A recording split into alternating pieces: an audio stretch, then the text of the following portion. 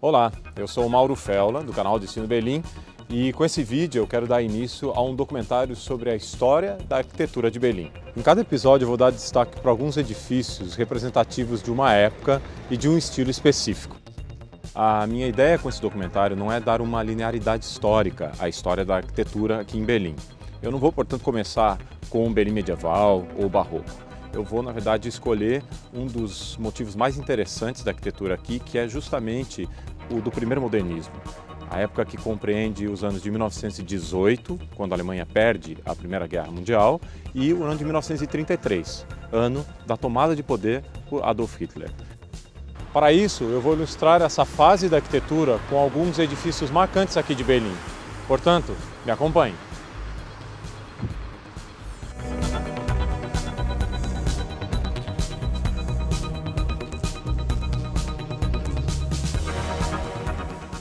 Antes de mais nada, é importante mencionar alguns aspectos que devem ser levados em consideração para a gente falar da arquitetura em Belém. Das capitais europeias, Belém, por exemplo, nunca foi invadido pelos romanos. Os romanos passaram longe daqui. Não tem, portanto, coluna greco-romana na cidade de Belém. Também não era uma cidade importante na época do Sacro Império Romano Germânico, ou seja, na época medieval. Em termos arquitetônicos, Belém passa a ter prédios importantes e que existem ainda na paisagem urbana a partir de 1701, ano da fundação do Reino da Prússia. Os bombardeios da Segunda Guerra Mundial destruíram total ou quase totalmente 50% dos edifícios dos bairros Mitte e Tiergarten, fato que mudou drasticamente a paisagem urbana da cidade, já que os espaços vazios permitiram a construção de uma metrópole moderna, algo que torna Belém uma cidade bastante especial. Isso não significa que Belém é só uma cidade cheia de prédios modernos do pós-guerra. Prédios que existiam antes da guerra, que foram destruídos, bombardeados, também foram restaurados, ou aqueles que até deixaram de existir foram reconstruídos. Tendo isso em mente, agora sim podemos dar início à nossa viagem à arquitetura de Belém. Os anos 20 são marcantes para a história da Alemanha. Ela acabou de ser derrotada na Primeira Guerra Mundial, o Império já não existe mais, nós agora estamos numa época de república, a República de Weimar, tem muita inflação, mas também tem muito progresso tecnológico e muita liberdade no mundo ligado à arquitetura e à arte. Belém fica bem no meio do caminho entre Paris, capital do teatro e da moda, e Moscou, onde pintura e arquitetura estão vivendo um momento inigualável em toda a história. Por lá, o protagonismo da escola construtivista é patente. Como ignorar as fotografias de Alexander Roditchenko ou os projetos arquitetônicos que desafiam a gravidade de Vladimir Tatlin? Na Alemanha, Bruno Taut e a escola de Bauhaus são os homólogos da Revolução Russa na arquitetura. Apesar da utopia que dá as bases da arquitetura alemã nessa época, o que vai predominar são construções bastante sóbrias e possíveis de serem realizadas. Se existe algum termo que está associado à arquitetura dessa época, é função. O grande desafio dessa época é construir habitações para cidades superpovoadas. Belém é uma dessas cidades que se beneficiará desses projetos, justamente porque é industrializada, uma das mais da Alemanha, e também a mais densa cidade do mundo. Só para se ter uma ideia, em 1900, Belém tem 2 milhões de habitantes, no ano de 1900. 20 anos depois, a cidade já tem 4 milhões de habitantes. O grande nome dos complexos habitacionais é Bruno Taut. Ele é da escola de Bauhaus e é muito conhecido por ter sido responsável por um projeto muito famoso aqui em Belém chamado Hufeisen. Belém é uma cidade industrializada nos anos 20. Os operários vivem próximos às fábricas que estão no centro. As suas casas são um conglomerado de cortiços totalmente sem luz e muitas vezes em pátios.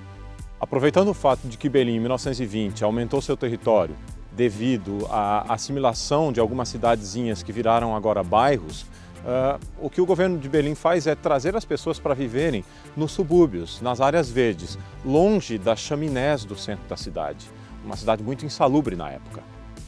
Muitos desses complexos habitacionais foram construídos ainda seguindo um design bastante tradicional em termos arquitetônicos, lembrando cidades ou vilarejos românticos. E essa estética ela foi totalmente rechaçada pelo arquiteto Bruno Taut, que acabou criando um dos complexos residenciais mais importantes da década de 20. Foi controverso, porque sua forma vai ser de uma ferradura. A intenção era deixar claro que havia um futuro para a habitação popular, tendo em conta os métodos de construção industrial e ainda não produzir algo de qualidade estética inferiores. Ainda hoje, os princípios básicos dessa concepção continuam a ser convincentes, tanto pelo interior quanto pela fachada. Aspectos funcionais determinaram os seus desenhos. Construção simples e barata, cuja racionalidade foi ocultada por muito verde e fachadas coloridas. Há justamente 100 anos, a cidade ganhou uma super infraestrutura. Por exemplo, foram construídas novas linhas de metrô, estações e também canalização, eletricidade, ou seja, a cidade estava se expandindo. Edifícios de escritórios de empresas com sede em Berlim também devem ser destacados. Por exemplo, no ano de 1922, o Borsigturm, que é esse edifício que vocês estão vendo aqui atrás, o mais alto deles, foi construído por um arquiteto chamado Eugen Schmal. De estilo expressionista, tem sua estrutura de concreto armado com fachadas de tijolos. O arranha-céu se chama Borsigturm porque homenageia, na verdade, o fundador de uma empresa de locomotivas chamado August Borsig. A empresa se chamava Borsig-Werke. Ela foi fundada, na verdade, em 1827 e ficava no centro da cidade de Berlim e foi deslocada para o bairro de Tegel, mais tarde, no final do século XIX. A empresa de August Borsig não existe mais.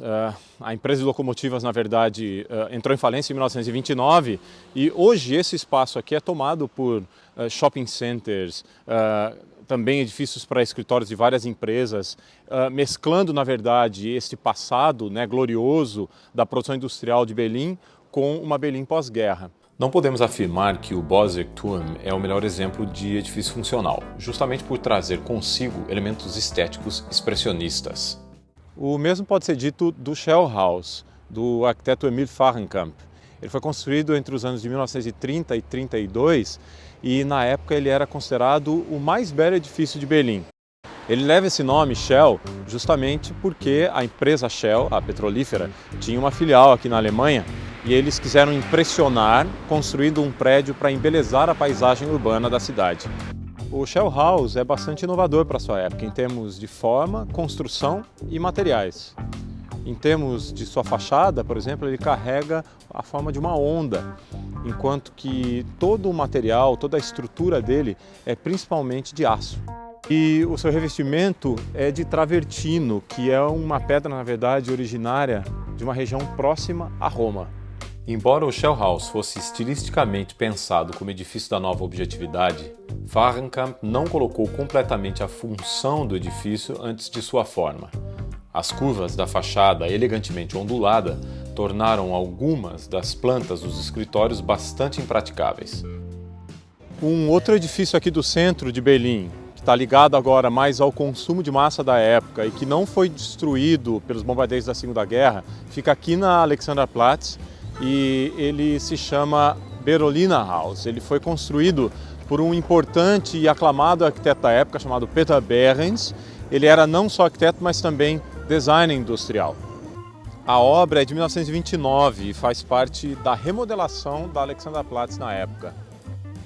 A ideia era criar uma vibe de consumo, conectando os pedestres com lojas, bares e lojas de departamento que deveriam ser construídas aqui na Alexanderplatz. O projeto do Peter Behrens, na verdade, não era só de construir o Berolina House, mas também outros prédios que fariam aqui um conjunto que estaria em torno de uma rotatória, né, que não existe mais depois da Segunda Guerra. O outro edifício que saiu do papel foi o belo Alexander House.